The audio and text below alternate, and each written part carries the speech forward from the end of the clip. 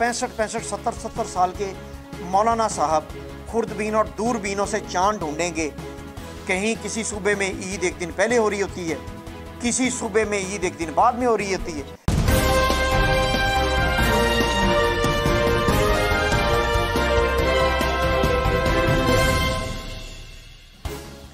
अस्सलाम वालेकुम। रुवत हालात कमेटी के चेयरमैन मुफ्ती मुनीबुर रहमान साहब ने महकमा मौसमियात को ख़बरदार किया है कि वो चांद की पैदाइश के बारे में किसी तरह की भी कोई ख़बर जो है वो मीडिया को ना दें, पाकिस्तानी अवाम को आगाही ना दें। ये किस चीज़ की फ्रस्ट्रेशन है मुफ्ती मुनीबुर रहमान को? पिछले साल से वज़ारत साइंस और टेक्नोलॉजी और जो रुवत हलाल कमेटी है उनमें एक तनाज़ा खड़ा हुआ है। फवाद चौधरी साहब कहते हैं कि साइंस से इस्तेफ़ादा किया जाए और पूरे 5 साल का 10 साल का एक कैलेंडर साइंस की रूह से, साइंस के एतबार से दे दिया जाए कि कब कब कौन सा चाँद वो निकलेगा और कौन सा त्यौहार कब होगा। तो मुफ्ती मुनीबुर रहमान साहब उस फ्रस्ट्रेशन में अब महकमा मौसमियात पर भी पिल पड़े कि हालांकि ये महकमा मौसमियात हर महीने हर साल चाँद की पैदाइश की तफसीलात देता है और वो मीडिया को पहुंचती है या नहीं पहुंचती, लेकिन वो अपनी यकीनन एक रिकॉर्ड बिल्ड करता है और अपनी हुकूमत को आगाह करता है कि ये चाँद कब पैदा होगा। तो मौलाना साहबान को जो रुवत हलाल कमेटी से वाबस्ता हैं और मुफ्ती मुनीबुर रहमान साहब को ये फ़िक्र है कि कहीं महकमा मौसमियात वाले ईद की त्यौहार का तारीख का ऐलान ना कर दें और इनकी प्रेस कॉन्फ्रेंस 150 अफराद की पूरे मुल्क में एक प्रैक्टिस धरी की धरी ना रह जाए और मौलाना साहबान और मुफ्ती मुनीबुर रहमान साहब वो भरपूर तरीके से 1 घंटा जो लेते हैं इलेक्ट्रॉनिक और प्रिंट मीडिया का, वो टाइम जो है वो इनका कहीं मिस ना हो जाए और अवाम कहीं इन्हें भूल ना जाएं कि मुफ्ती मुनीबुर रहमान भी कोई हैं चेयरमैन रुवत हलाल कमेटी के।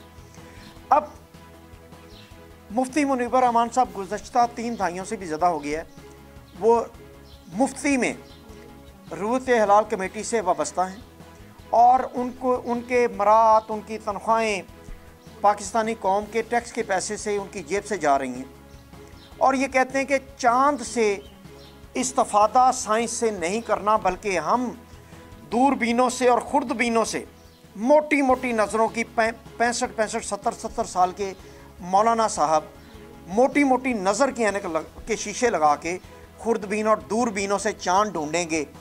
आसमान पर बादल हैं, बारिश है, जो भी है, ये चाँद ढूंढने का जो फ़राइज़ हैं ये हर सूरत में सर अंजाम देंगे और इनकी तनख्वाहें चलती रहें, इनका जो लगा हुआ है मुफ्ता वो चलता रहे, साइंस से इस्तेफ़ादा ना किया जाए। महकमा मौसमियात भी इस तरह की कोई अनाउंसमेंट ना करे, कोई ऐसी बात आवाम तक ना पहुँचाए कि वो कोई डेट का तयन हो जाए कि ईद कब हो। अब हैरत की बात यह कि हम पाकिस्तान जैसे मुल्क में हम ये जो दीन के सौदागर हैं उनसे बाहर नहीं निकल पा रहे हैं। हम इनसे ब्लैकमेल होते हैं, पूरी कौम हुकूमत इनसे ब्लैकमेल होती है और साइंस से इस्तेफ़ादा करने के बजाय वो इन पर इन्हिसार किया जाता है, जिसकी वजह से हम गुज़श्ता 15-20 साल से कौम तकसीम हो जाती है हर त्यौहार पर। कहीं किसी सूबे में ईद एक दिन पहले हो रही होती है, किसी सूबे में ईद एक दिन बाद में हो रही होती है, किसी सूबे में ईद एक दिन 2 दिन बाद में हो रही होती है, किसी सूबे में आज का दिन रोज़े का दिन होता है, किसी सूबे में लोग अगले दिन रोज़ा रख रहे होते हैं, किसी सूबे में उससे तीसरे दिन रोज़ा रख रहे होते हैं। तो ये साइंस से इस्तेफ़ादा ना करने की वजह से, इनकी खुर्दबीनी और दूरबीनी निगाहों की वजह से ये सब होता है। तो क्या कौम को ये तकसीम करते रहेंगे अपने पेट की खातिर, अपनी तनख्वाहों और मराद की खातिर? क्या ये कौम को तकसीम करते रहेंगे? पेशावर में मौलाना पोपल जई और वफाक में मुफ्ती मुनीबुर रहमान और उसकी टीम 150 अफराद, ये सिर्फ अपने तनख्वाहें और मराद के लिए ये एक दूसरे से नबुर्द आजमा रहेंगे और कौम 2-2 3-3 त्यौहार ईदों के और 2-2 3 दिन हट के रोज़े रखते रहेंगे? क्या यही तमाशा होता रहेगा? आप मुफ्ती मुनीबुर रहमान साहब और मौलाना पोपल जई साहब से मेरा सवाल है, क्या आप लोग मोबाइल इस्तेमाल करने की बजाय आप लोग आज भी तार पर इंसार करते हैं एक दूसरे को पैगाम पहुंचाने के लिए। क्या आप आज भी हज करने पैदल या ऊंट पर जाएंगे, जहाज पर नहीं जाएंगे? क्या आज भी आप पैगाम जो है वो कबूतर के ज़रिए भेजेंगे? आप उस मोबाइल फ़ोन कॉल या कोई टेक्नोलॉजी इस्तेमाल नहीं करेंगे?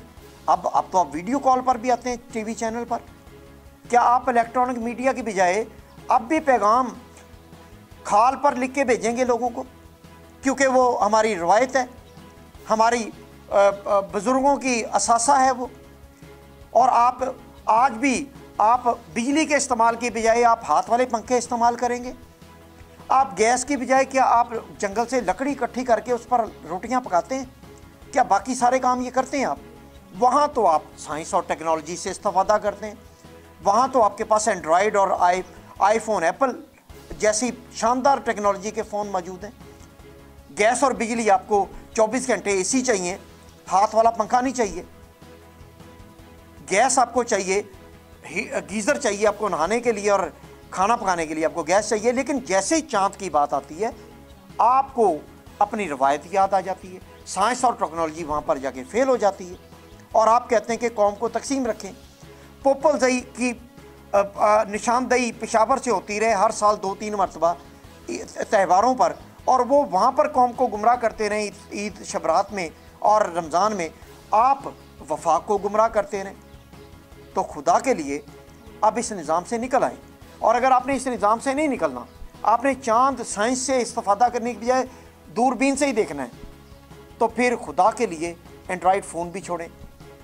आप पैदल और ऊँट पर हज करने जाएं, जहाज़ को छोड़ें। आप मोबाइल फ़ोन को छोड़ें। आप एसी और गीज़र को छोड़ें।